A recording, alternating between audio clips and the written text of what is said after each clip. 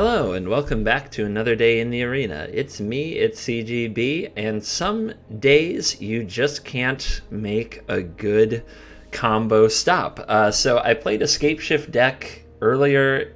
At the time I'm recording this, I think it was earlier the same week. Anyway, you saw that Scapeshift deck. It was built around a combo with World Shaper, which is a lot different from what this deck is doing, even though it contains many of the same cards. No, instead, this deck is pushing the synergy with Crucible of Worlds, which lets you play land cards from your graveyard, as well as Wayward Swordtooth, which lets you play an additional land each turn, including the ones from the graveyard.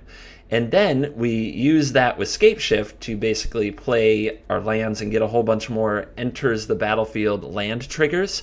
We have Tatiova, the Benthic Druid, which can gain a life and draw a card for each land that re-enters the battlefield. Mending of Dominaria can bring them all back at once, but it's not a key part of our plan.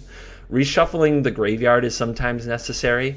We also have 3 copies of River's Rebuke, which is really the only way we keep our opponent from doing their game plan.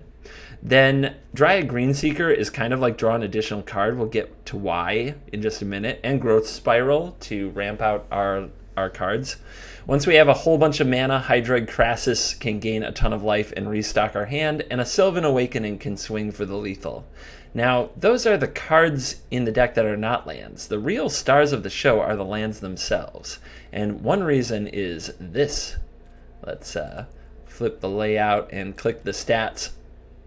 We've got 28 land in the deck, 28 of them.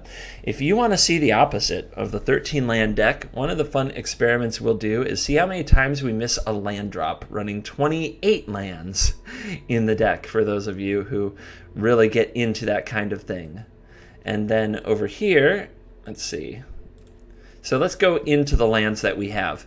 We have the basic land package with Evolving Wilds. Evolving Wilds, because it goes to the graveyard to fetch, is a great tag team with Crucible of Worlds, because you can keep playing it out of your graveyard.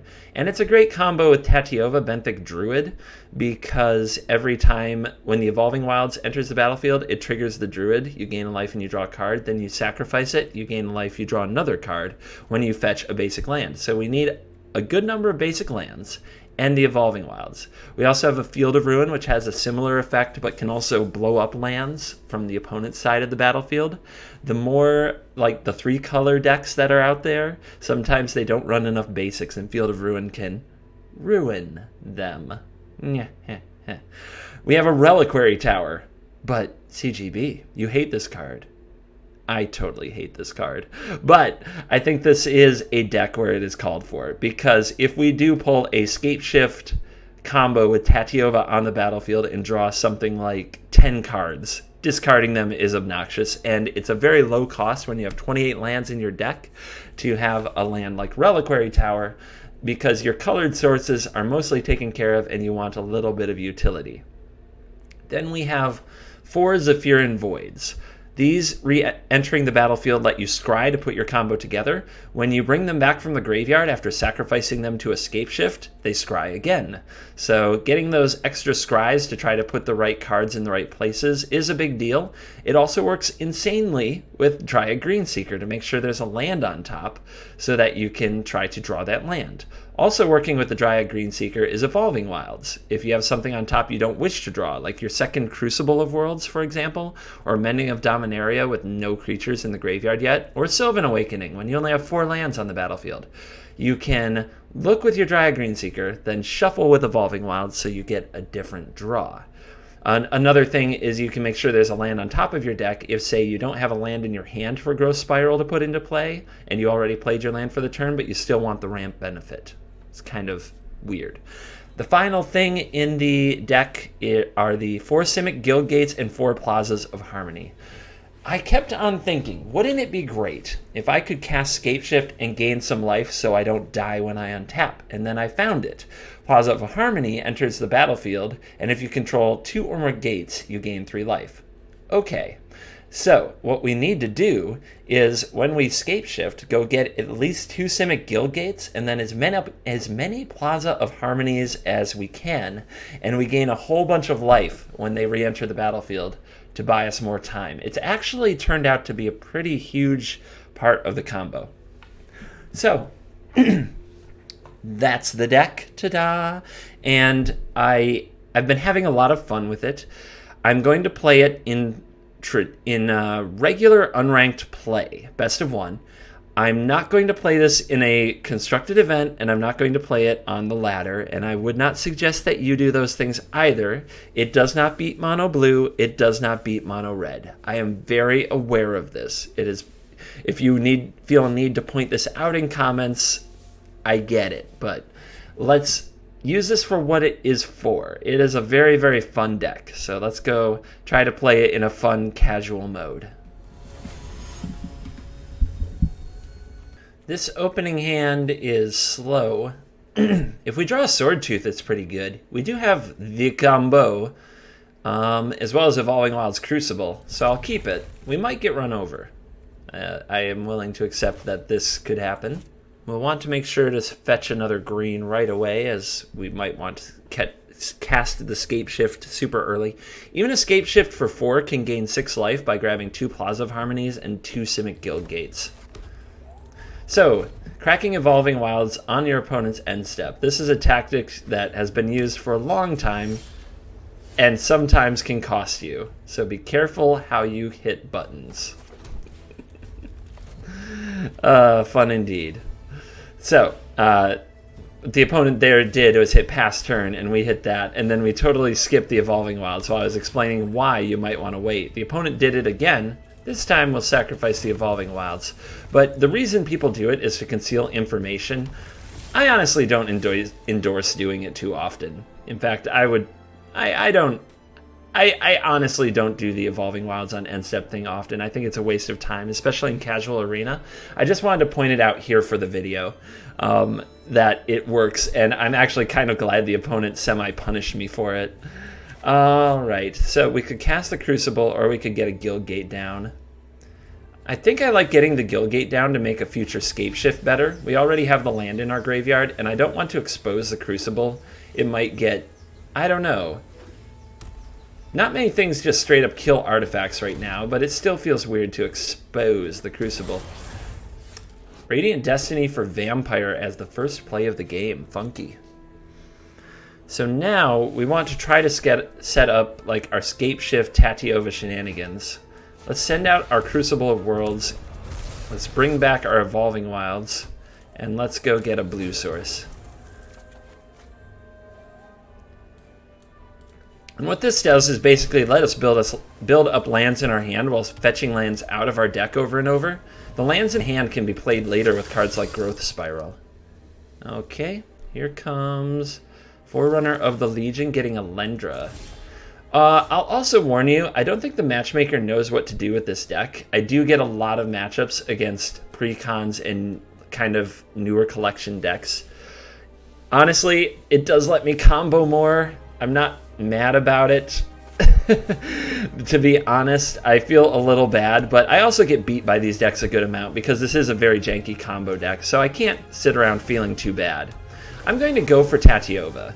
If the opponent can't kill it right away, it's so strong. The opponent's going for Vanquisher's Banner, but we are about to combo off really intensely.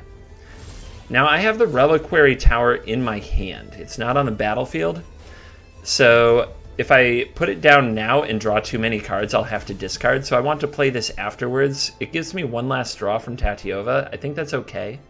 So let's go ahead and tap some mana.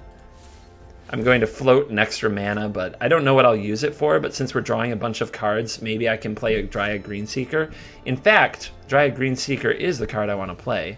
So what you have to do is go full control mode, then play the Scapeshift, and with the Scapeshift on the stack, add another green to the battlefield, hit resolve. Now I can take off full control mode by hitting the control key. I'll sacrifice the land, and here we go. So let's go get two Simic Guild Gates and all the Plaza of Harmonies. that we can. So we gain a whole bunch of life, and we get a whole bunch of triggers, and a whole bunch of cards.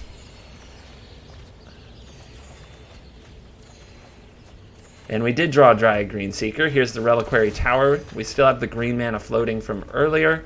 Here is the Dryad Greenseeker, and why the heck not? Punch you with Tatiova, and we are off to the races. The opponent off to the races themselves with Vanquisher's Banner and Elendra combo, so we are both just basically trying to set off our combos and having, well, I hope they're having as much fun as me. There's a Sylvan Awakening, so now we need to get as many lands onto the battlefield as we can. That is what Wayward Swordtooth is in the deck for. So this lets me play multiple lands from my graveyard, and when I'm looking at what to get here, I sort of want to play some from my hand because I want the scries. I want to try to get another Swordtooth, and there it is. There it is. Like, you know, more Jurassic Park references. So I don't need a scry this time. Let's go ahead and take one of these. And of course, you see we also have a River's Rebuke lurking, but we have so much life, I'm not worried about bouncing my opponent's board just yet. So with 3 mana left at the end of this, what can we do? We could play another Scapeshift, but I think we are better off getting more land out of the deck or getting more land on the battlefield. I guess more card draw, right? So we'll use the Evolving Wilds to draw some extras.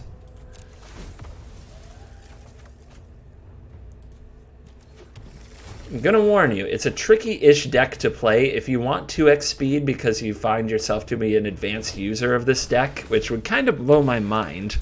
I built it the other night, and I'm still pretty blown away by how complicated it gets to play when you're going off. But I totally understand. There's a 2x speed option if you're not satisfied with my pace of play. So with 2 Swordtooths, the abilities stack so we can play 3 lands a turn. So we can keep pulling lands out of our deck, throw them onto the battlefield from our graveyard. We can use Scapeshift.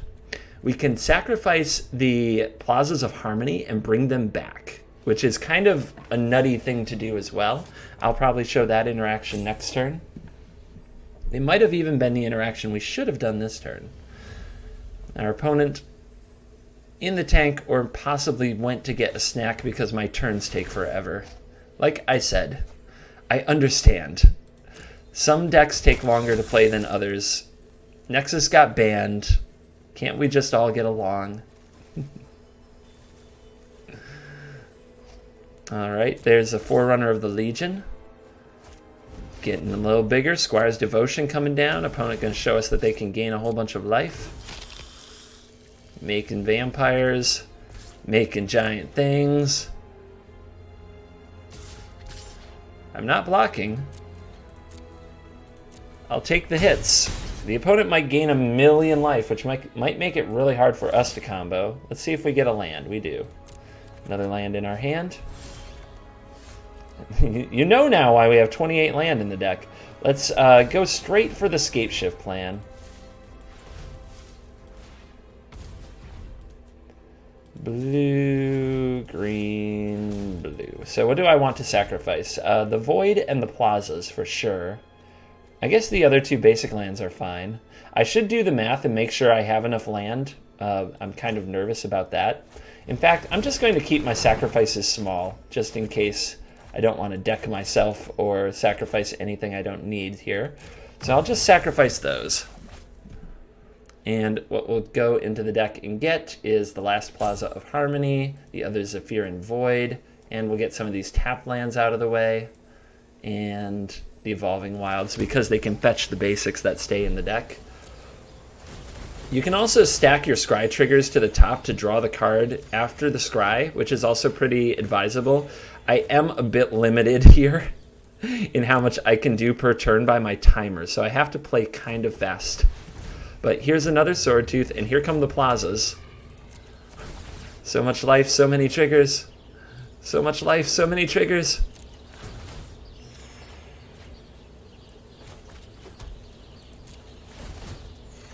I'll show the Zephyr and Void thing. We're on 16 cards in deck, so we're doing okay. So we'll put the Scry trigger first. And we don't want that because it's legendary, and we already have one. And we also don't quite want to deck ourselves.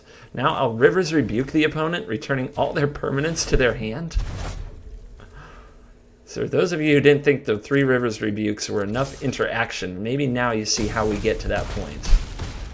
We'll drop the opponent to 7, and we have a Sylvan Awakening. I probably could have found a way to also play the Sylvan Awakening that turn and just ended the game. Like I said, this is a hard deck to play. It has so many parts. So I'm probably playing it poorly, and it still feels like a ton of fun. Like a ton of fun. Maybe somebody could spend a lot of time optimizing this deck and just become the true Wayward Swordtooth, Tatiova, Scapeshift master. Crucible of Worlds master. Can't forget all the pieces. And I'm curious if the opponent's just going to let this one go. Obviously, they're in a terrible position. Rebuilding from here would be very hard. And that's without seeing the Sylvan Awakening that approaches. But yeah, so I was having a good amount of fun with this deck, but just dying over and over. And it still dies if the opponent comes out of the gate super fast, like white, blue, and red do. But the Plazas of Harmony with the guild gates, I think was a big missing piece that I'd never tried, because I thought, wow, I could make it a gate deck and use Guild Summit and all those things, much as some of my comments implied in the last Scapeshift deck. But then I thought, I don't need all gates to use Plaza of Harmony if I have Scapeshift. I can fetch 2 gates, and from there the Plazas will gain life every time they enter the battlefield, and if I have Crucible, I can sacrifice them to Scapeshift and bring them back over and over, giving use to Scapeshifts that would normally be useless later in the game. So it's pretty fun. And like I said, I'm just having a blast with it. Unfortunately, some opponents have to take it to Salty Rope Town. They're not impressed, so maybe this will impress them. We have to be aware of Settle the Wreckage, though. Our opponent has showed that they are very tricky. So, yeah, we'll just send a couple. Send you, and you, and you, and you, and these, and you.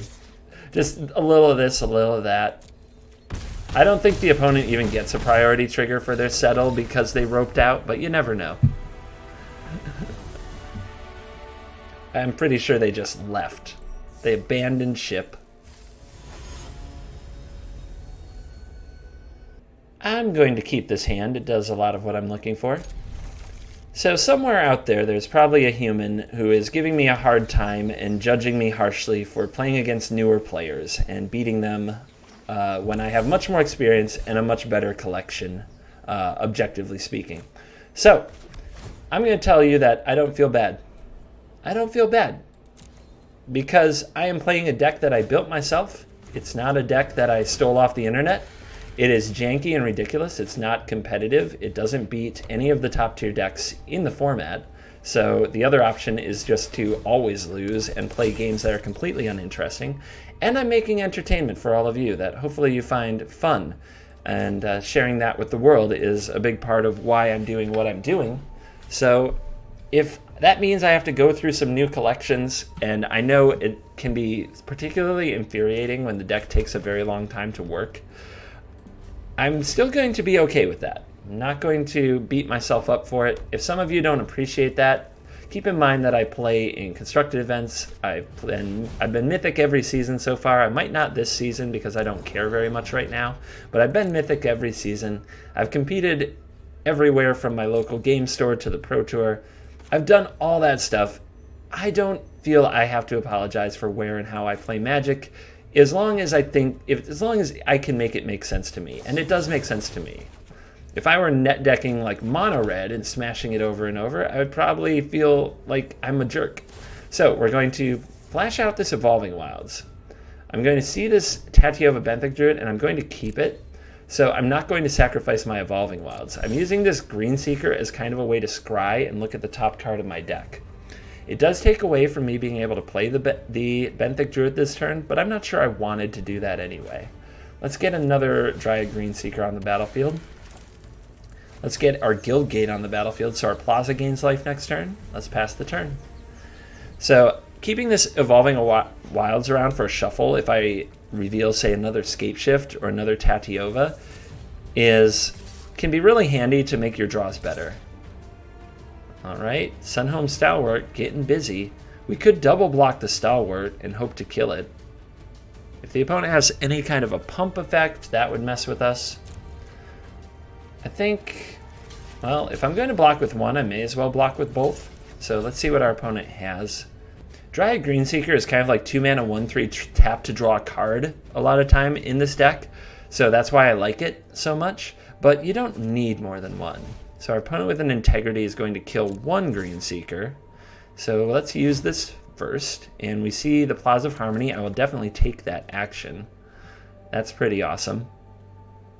Also, we'll save the Evolving Wilds. The reason we'll save it this time is because we can play Tatiova and sacrifice it so that we get a trigger the turn we play the Druid. Here's a Raptor Hatchling. So our opponent has love for Enrage and Mentor. So mentoring onto an enraged creature can be a little scary. Curious to see how that goes. So here's our Plaza of Harmony, gain 3 life because we have 2 gates. Tatiova Benthic Druid.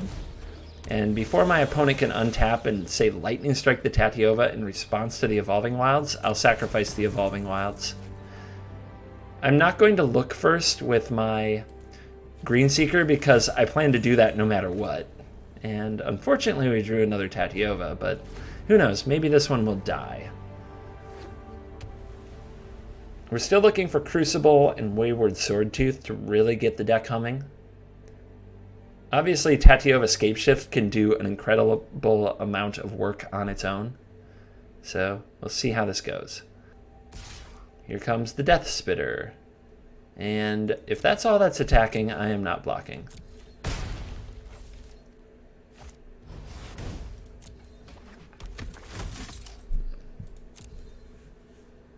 So, what does Forerunner get? Needletooth Raptor. That can pick off all of our threats. So that is a scary one. Fortunately, we'll get to really do some work first. Mending can get something back. So, I think I want to lead with Evolving Wilds because I can get 2 cards out of it with Tatiova. And then after I do that, we Scapeshift. So, full control. Here is Scapeshift.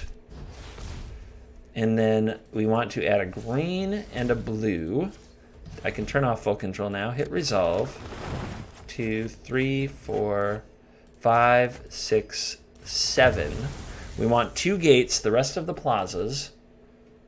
There were still 2 gates there. So we want these 2 gates, the rest of the plazas. We want the Reliquary Tower. So we have 2 more lands to go. I'll grab 1 Zephyrin Void. We're looking for Swordtooths, I guess, so I'll just grab 2 Voids and bottom anything that's not Crucible or Swordtooth. And I'm trying to move this to the top of the stack. I don't know if that will actually work, as it is a very large stack. We want to put it ahead of the draws. Okay, that will do.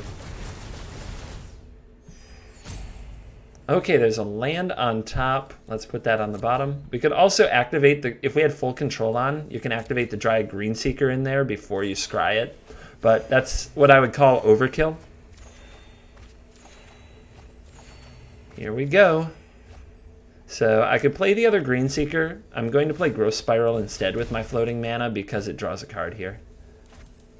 And gain even more life from the Plaza of Harmony. And now we have a full grip with a Reliquary Tower, so we don't have to discard. And we are set up for next turn. So, you might not see me cast Hydroid Krasis this game, and you didn't see it last game. Hydroid Krasis is...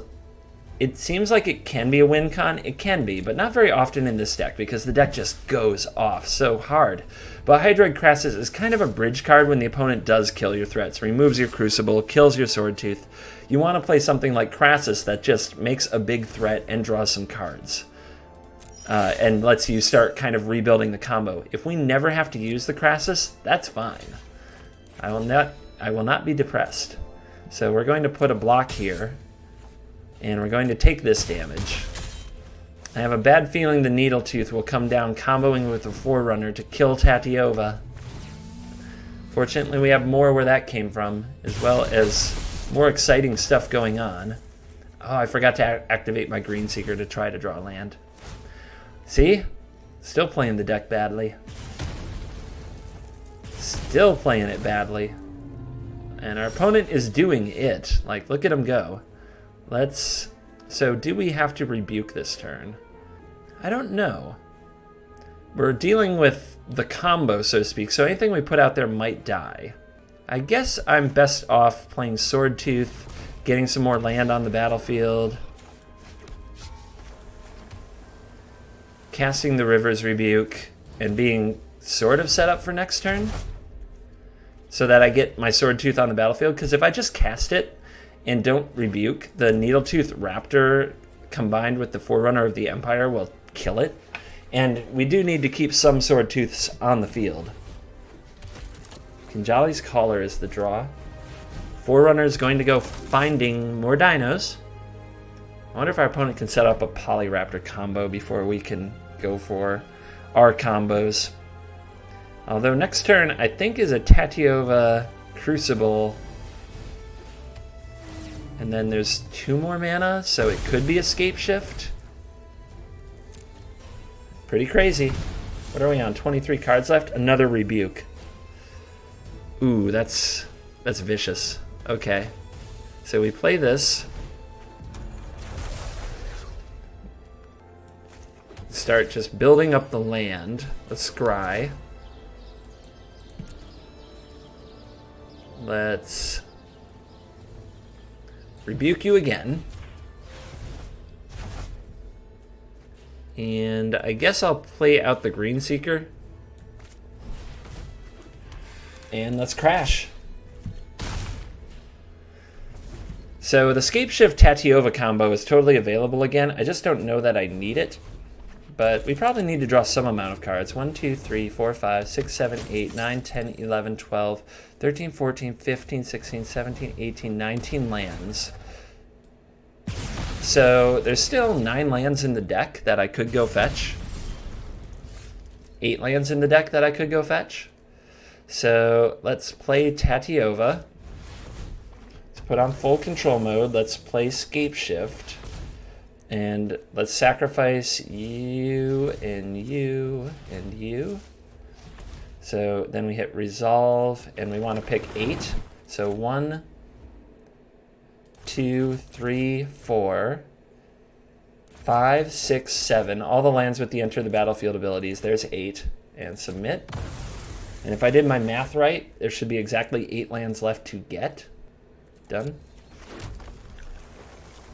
So we'll draw a whole bunch of cards. Again, I'm going to try to scry this a little closer so I draw a card after a scry. But it's really hard to get it all the way to first. And let's hit resolve all. And I don't need you. I need more Swordtooths. Another River's Rebuke isn't bad. I hit resolve all. Why is it doing this? Oh, because I still have full control mode on. My bad. Yeah, turn that off as soon as possible. So we're on 6 cards left. We have all these lands to play. We have a Tatyova that draws a card for every land. So we have to be a little bit careful now. So we need these. Gosh, am I going to deck here? I think I have to be a little bit mindful and try to block. So I'm going to pass the turn and hope that my Tatyova gets dead. Time to play super suboptimally. I still have Mending of Dominaria, but it mills me twice, which is a bit of a problem. So at this stage, 3/3, yeah. I can't Mending of Dominaria. I might totally deck myself if I can't kill my own Benthic Druid. I should probably have something in my deck to get rid of my own Benthic Druid when I need to. But there's still a Sylvan Awakening hiding out, which is, I think, key. Opponent's cranking out things. Nice. So they have their combo. Our Benthic Druid is down.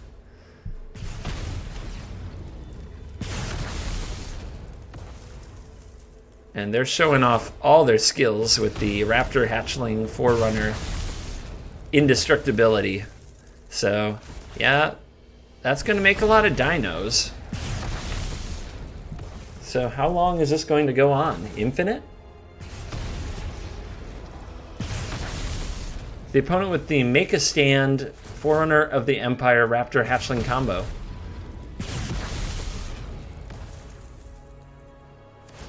Well, it doesn't get bigger because, yeah, their new dino just keeps taking damage. So they might have drawn the game, but they're stuck in this spot.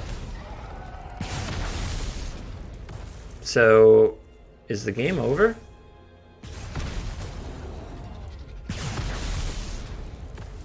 At some point, the loop has to end, right? Well, for science, we've got to stay. For science, we have to figure out, like, the opponent kind of did it, but at the same time, it's not accomplishing anything. The chain is ending because the newest dinosaur is not indestructible. These 6 creatures are, but the new dinosaur coming out of the hatchling is not. Is it a May ability? It is. Yeah, it's a May, so they can stop doing it. Oh, I see. I'm taking a damage every time from the Frilled Death Spitter. This is actually going to be lethal. I missed that. Wow.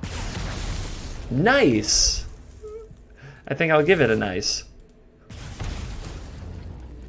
So the opponent got to do their combo a little bit earlier than ours. Which is totally sweet, of course. And this is also part of the joy of going up against kind of more casual, non-meta decks. Sometimes we get to see something amazing from the opponent's side. And if you kill me on turn 4 with red, I'm probably never going to include that in a video because it's boring and lame and everybody knows about that. If you kill me with an infinite dinosaur indestructible death spitter combo, you made it to YouTube. Alright, we've got a lot of the pieces, so we'll go with this. What would I want on top though? I'm not sure, so I'll save the void to go with the Green Seeker.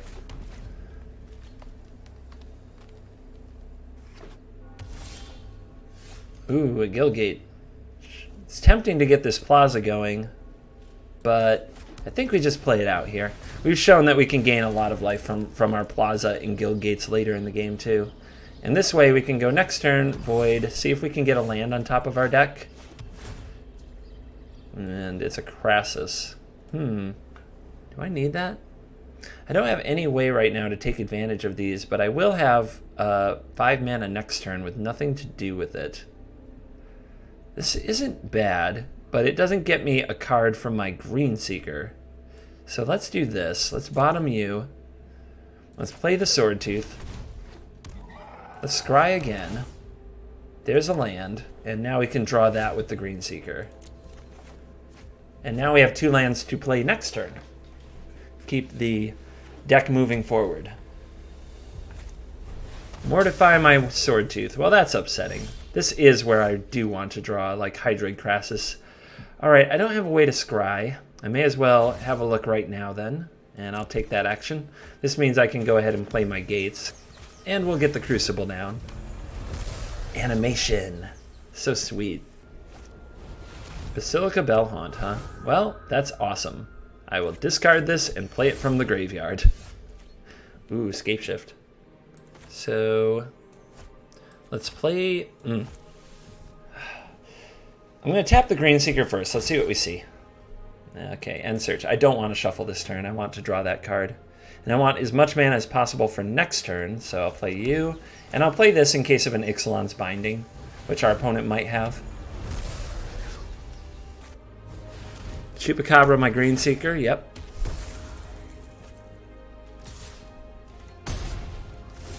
Opponent on some kind of black-white mid-range removal deck. It's pretty much what you want to play against as combo. So here's Plaza for 3 life, and here's Crassus for 5. And this is, as I described, this is where we want the Crassus to be in this type of matchup where the opponent's trying to drain our resources and we need to rebuild them. This is not where we really want Awakening to be. It's a little bit early for the Sylvan Awakening. Also, River's Rebuke, not good against a bunch of cards with good enters the battlefield effects, but we still may need it later in the game if the opponent's trying to win with Planeswalkers or Angels. Lumbering Battlement, oh my.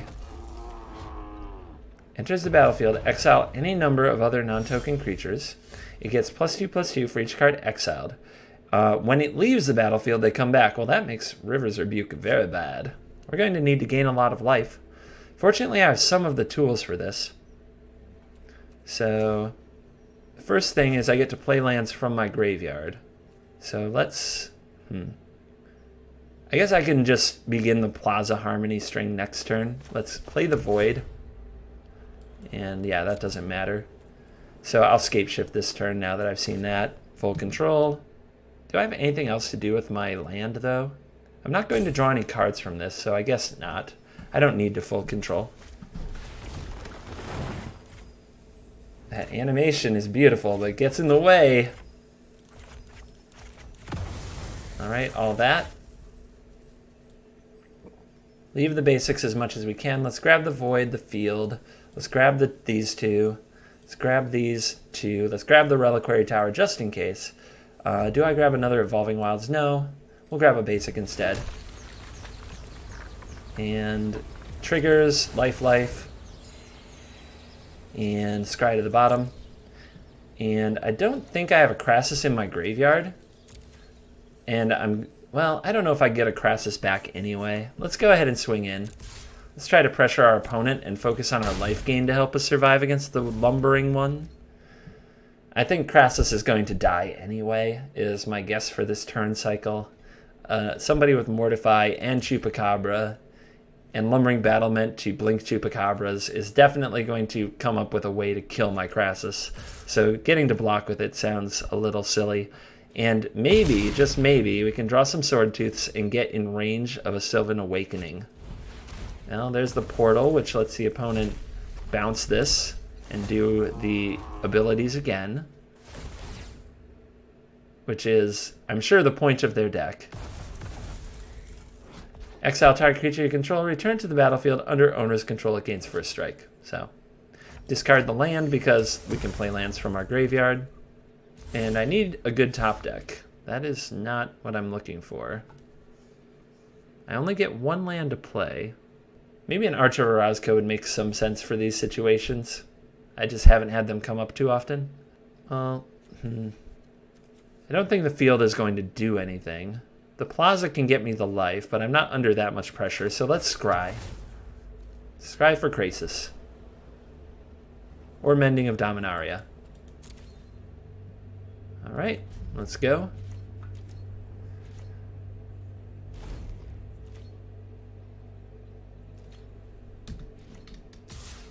Battlement, sure.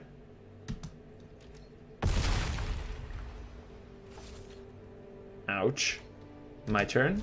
Alright, well, we're chilling. Ooh, big draw. I think it will die, but we do have things like Field of Ruin to activate to draw some extra cards, so this is exactly what we wanted. Alright, let's get the Evolving Wilds. Trigger. The opponent's going to Mortify. In response, let's sacrifice Evolving Wilds. That will make sure that we get another trigger. And we'll also sacrifice Field of Ruin. Well, it depends what we draw. Let's see what we draw. We might draw something we want to use the mana for. Ooh, that's even better. We have a land in hand? We do. So we can play Growth Spiral. Ooh, another Growth Spiral? If we draw another land, it might be good. Or we can use the Field of Ruin. I guess I'll do the Growth Spiral, because getting more lands on the battlefield is better than the blowing up of the opponents. So that was a nice little chain where we get a whole bunch of triggers. Unfortunately, we drew a bunch of land. But you can't be too surprised. And there's the Crassus. The Crassus is coming. The Crassus is coming, you guys. 1, 2, 3, 4, 5, 6, 7, 8, 9, 10, 11 Power Crassus. Ooh, that's a really good play too. It sort of replaces itself without losing the card. So I don't want to play a land with a trigger because they can kill the Swordtooth in response to the trigger. So my first land has to be like a basic. If it were a scry land or life gain land, the opponent would just get to kill this before I play the other land. So we can't play the Plaza. Let's play this. And now let's play the Plaza. Okay, the opponent didn't have a removal. 1, 2, 3, 4, 5, 6, 7, 8, 9. Maybe I did miss something somewhere. I thought I wasn't going to miss out on a card this way. Did I miss math? No, I didn't. Okay, I missed math the first time. Sorry, everybody. Not perfect. Like I've said for like 5 times, pretty bad at playing this deck.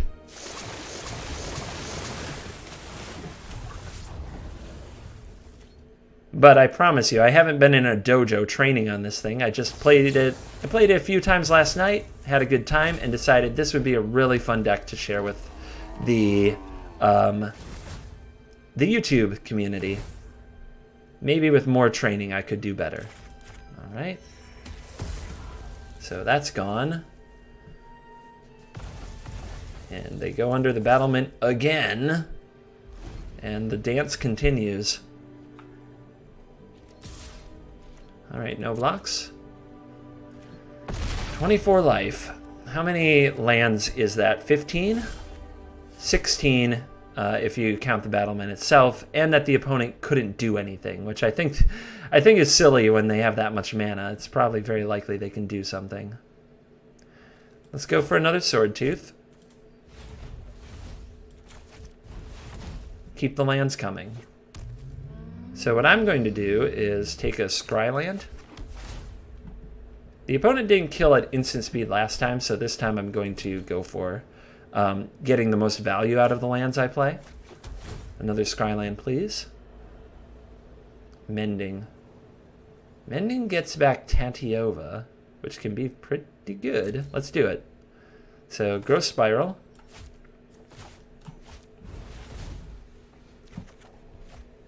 And land onto the battlefield. Mending. The opponent might have a Mortify for this, which would be unfortunate, but we'll give it a try.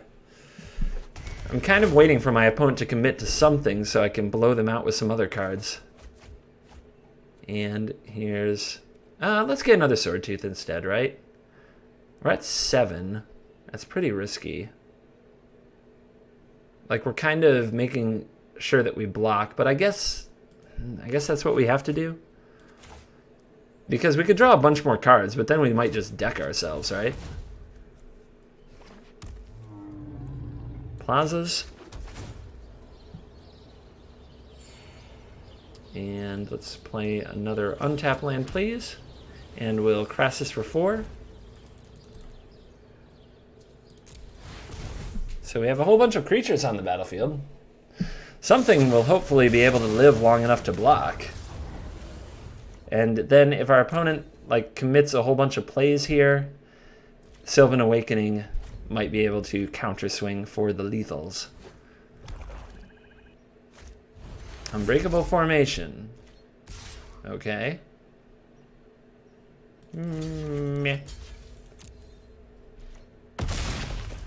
It's kind of an interesting one to throw in, but now our opponent doesn't have Settle the Wreckage mana. Let's grab you. Let's play some land. The untapped ones. Let's throw the Sylvan Awakening.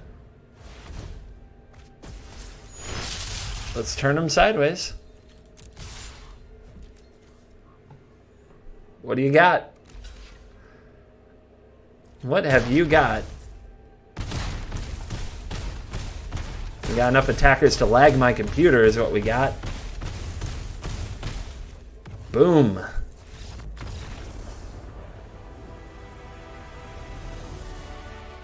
That was a wild ride, from getting epically comboed by dinos to delivering the Sylvan Awakening beatdown to just I don't know, having the million card hands along with all the options from the graveyard, this deck is a pretty exciting deck. And like I said, as long as you're not in matchups against the monocolored aggro decks, it can do some pretty wild things. And there's probably a better version out there. So if you want to play it better than me, you want to tune it better than me, you want to do better than me, by all means, go forth, crush it. I'm just an average guy showing off some weirdo piles every now and then, as well as explaining some things about the meta to people who probably want to learn more about Magic Arena or stay up to date on what's going on. So that's me in a nutshell. I'm tempted to do an Austin Powers joke about a giant nutshell. I'm just going to drop it there. Thank you very much for watching this video. As always, I will see you in the next video. Goodbye. If you enjoyed this video, please hit the like button, subscribe to the channel, or leave a comment. You can also support the channel on Patreon for special perks. Links are in the description. Our sponsors are HauntedFlower.com and FlipsideGaming.com. Haunted Flower sells officially licensed MTG apparel and accessories, and Flipside Gaming sells MTG cards and supplies. You can save 10% on either site with the promo code CGB, and it supports the channel at the same time. See you next time for another day in the arena. For now, it's me, it's CGB, signing out.